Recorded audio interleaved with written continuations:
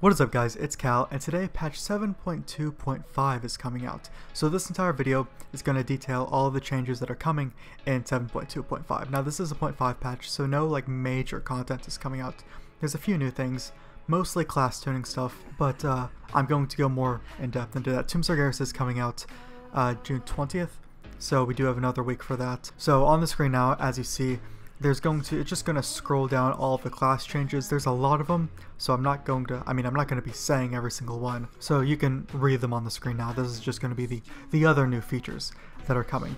And then there's going to be like PvP changes towards the end. But anyways, one of the new things is time walking the Black Temple raid, which I didn't really do on the PTR. I kind of missed it. There's a week where a lot of stuff happened, and I accidentally missed it on the PTR. That was one of them. Black Temple, you'll only be able to do time walking of it during the Burning Crusade week. So on Tuesday, when it's like Burning Crusade time walking a dungeon week, you'll be able to do the Black Temple time walking, which I think is just like 10 to 30-ish people will join it. Your level will obviously scale down to 70, and your item level will scale to 141. So there's that. Make sure you have your Burning Crusade legendaries ready. So you get your Warlays if you have those, or maybe the bow from Sunwell, which, I mean, the bow's kind of useless for hunters because the equip effect makes it so you have unlimited ammo, and ammo hasn't really been a thing for a while. But anyways, moving on, we got a new scenario, which I also missed. This is the Death of Chromie scenario, which I haven't really talked about much. Chromie, big character in lore. Gnome, we all know who Chromie is from like Culling of Stratholme, those Caverns of Time dungeons. But this scenario is revolved around her preventing her own assassination. I didn't really look too much into that. I'm going to do a video of me first doing that when I'm able to soon. It's going to be soon, obviously, but I'm going to have my first reaction to it. So that is interesting. There's also a few new events. There is the Trial of Style event, where you will be grouped with a few people. You'll be given a theme, and you'll have 2 minutes to sort of show your transmog appearances. It's something like that. This is slated for a mid-August release. A lot of people are thinking it's going to happen more often. Hopefully it is, because it does sound very interesting, especially for people who are big into the transmog stuff. There is the new Moonkin Festival, which I believe is just going to be a micro-holiday. I don't think it's going to happen very frequently. I made a video on that when it was on the beta, or not, well yeah, 7.2 PTR is what I mean, when it was on that. So there is that. There's the Auction House Dance Studio. You go into the auction house, you dance around, whatever. There's the Great Gnome Race, where you'll see gnomes, and they run. Okay, and then there's the Pet Battle Dungeon. Dead Minds made a video on that. Now this is going to be a weekly thing, I believe. You do have to complete the Wailing Caverns Pet Battle Dungeon before you can do the Dead Minds one though. But this one is going to be, I believe, weekly, because that's how it looked like on the PTR, where you'll do it once, then you'll get these bottle caps that you can buy like other companion pets with. So it was pretty fun. The Dead Minds one was pretty fun. There is some things coming to the Dark Moon Fair.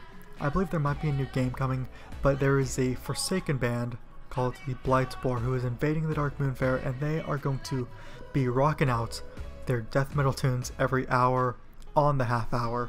So there's that, and you'll battle this Metal Knight.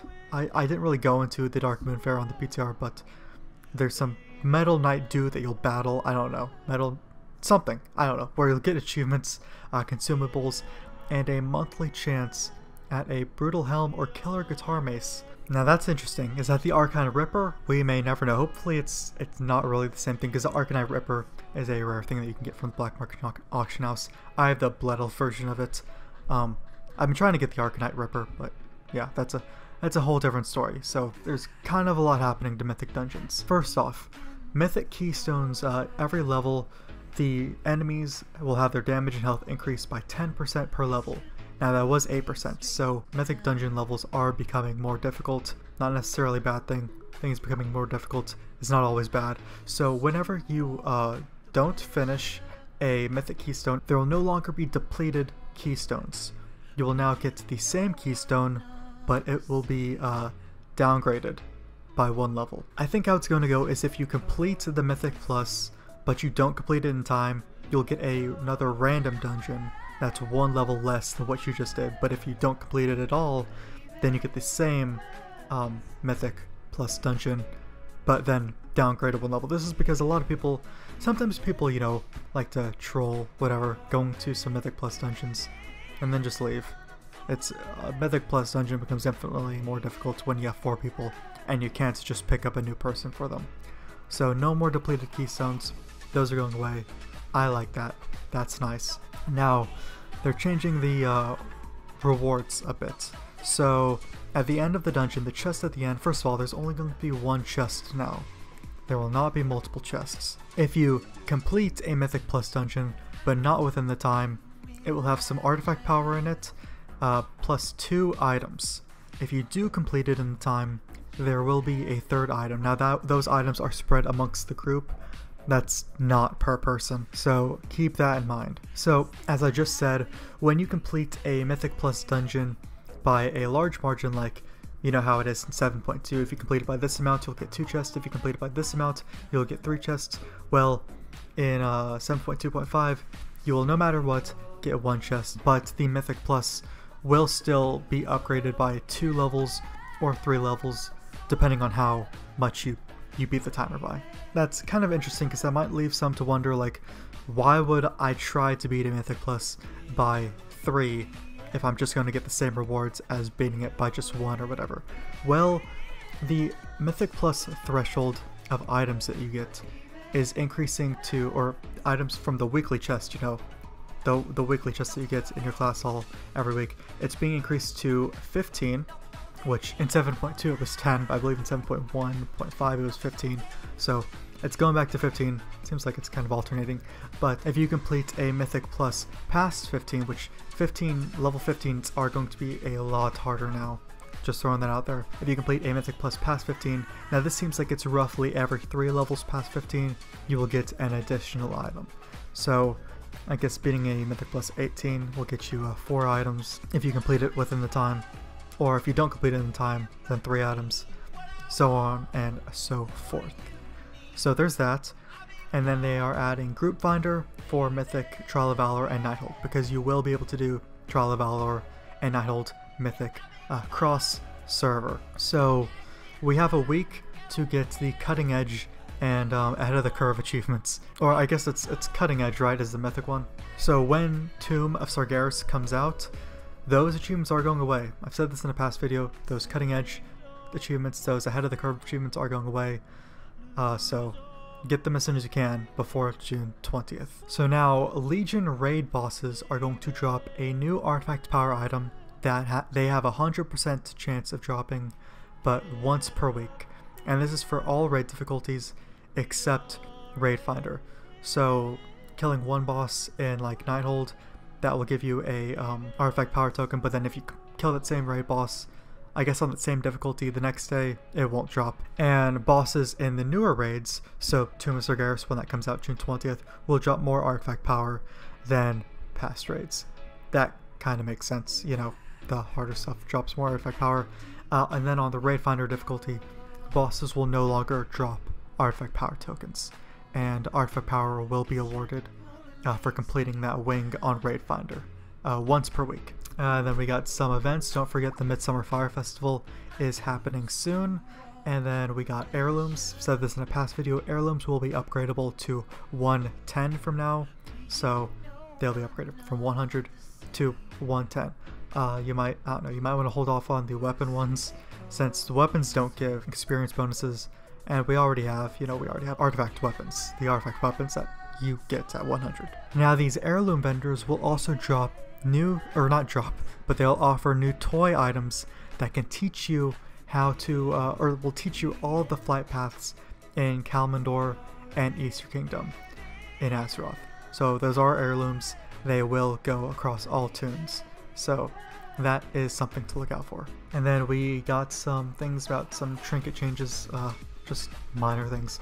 The current tier that you get from Nighthold, it seems like across the board, well, not every single spec, or not every single like 2-piece or 4-piece bonus, but all the changes to them are nerfs. It seems like they're all nerfs except where is it, enhancement shamis.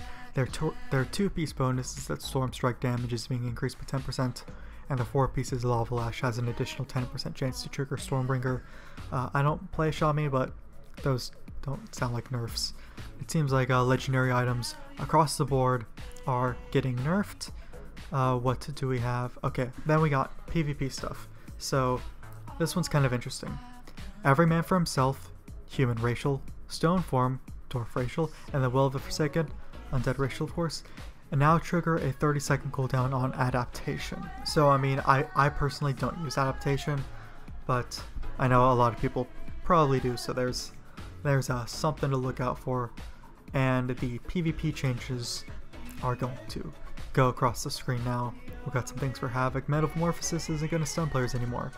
I mean, I don't play Demon Hunter, but facing Demon Hunters, that was very annoying. Let's see, we got, I don't know, there's a whole bunch of stuff for Hunters. I mean, I play Hunter, so this is kind of big for me, is that Go for the Throat is being removed. That is the talent in the last year that pretty much every Beastmaster Hunter used. It's being replaced by Interlope, which if your pet is within 10 yards of your Interlope target, which Interlope replaces Misdirect in PvP, because Misdirect's kind of useless in PvP. If your pet is within 10 yards of your Interlope target, the next hostile spell will be redirected to your pet, and once this occurs, your pet will redirect the next 3 seconds of hostile spells. Marksman Scattershot is now replacing Bursting Shot. Some things for monks, mages, paladins, priests, rogues. This is all going to be in the description, by the way, if you want to read all these patch notes by yourself, but that's most of the changes. Well, some of the other changes that are happening is that Obliterum modifiers, you'll be able to modify gear up to 885 now, which was 875. That was kind of expected. The amount of healing from Ancient Healing Potions and Ancient Rejuve Potions is being increased, which makes sense because players' health will be going up with the new gear, and that is to compete with Warlocks, you know, health stones, because that is percent based. With Nomi, there's going to be Nomi snacks that are added, which will immediately complete the next 5 Nomi recipe researches. Instantly completes them, and Nomi snacks are obtained through Nomi research, and they are tradable, so I'm guessing you'll be able to sell these on the auction house, whatnot. And then on top of that, another pretty big thing for professions is that across all like gathering professions, or not just gathering but alchemy, I guess alchemy is the only other one that's not gathering, the proc chance for getting the rank 3 quests for those things is going to be significantly increased. So getting that rank 3 thing is going to be much easier now. Some UI changes. Let's see, Death Knight's runes are now sorted from left to right based on their cooldown status to make it easier to differentiate between available runes and those on cooldown. Each spec now has a different rune color. So there you go, Warlock Soul Shards UI now has a new art, and the spellable buffs have been added to friendly nameplates. Okay, and then some appearance things. And then finally with pre-made groups, if you go into the pre-made group finder and you look for Mythic Keystone, you search for Mythic Keystone levels, it's a bit more flexible. So if you, for example, search for a +5, it will show you results for +5 as well as +4s and +6s. So for me personally, I mean, I look up +10s a lot, but I wouldn't mind doing a +11 as well to get my +10 chest. So that's really all of the changes in 7.2.5. As I said before, all of these will be in the description if you want to look at them. The patch notes, that is, mostly class tuning things, and then a few content like Black Temple, Chromie scenario, and then don't forget the Tomb of Sargeras is coming out June 20th. So watch out for that. I will be posting guides for all those bosses as soon as I can. If I can post guides for all 9 bosses, I think it is, right? The first day, that would be something else, but that's the entire video, guys. If this was helpful at all to you, you can leave a like on it, you can sub to the channel for more videos like this, and I'll see you guys in the next video.